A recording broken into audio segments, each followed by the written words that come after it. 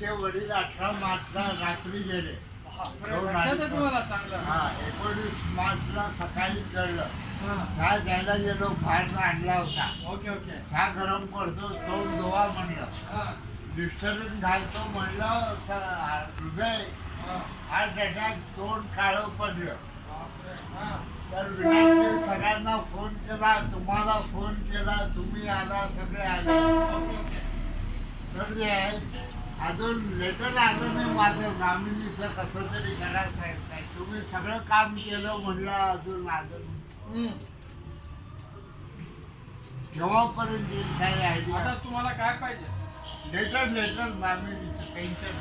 आणि बँक मध्ये गेलो होतो, आमच्या स्टेट बँक मध्ये.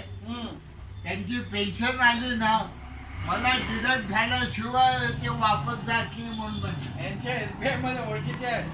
माझे पैसे डिडक्ट झाल्याशिवाय त्यांची पेन्शन वापस जात नाही म्हणून म्हणले. म्हणजे यांच्या एसबीआय मध्ये खूप ओळखीचे लोक आहेत. 30%. जरा लेटरच आलं नाही साहेब, काहीतरी करा.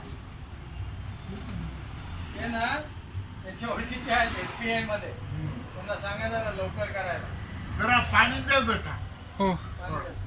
जाऊ दे नंतर.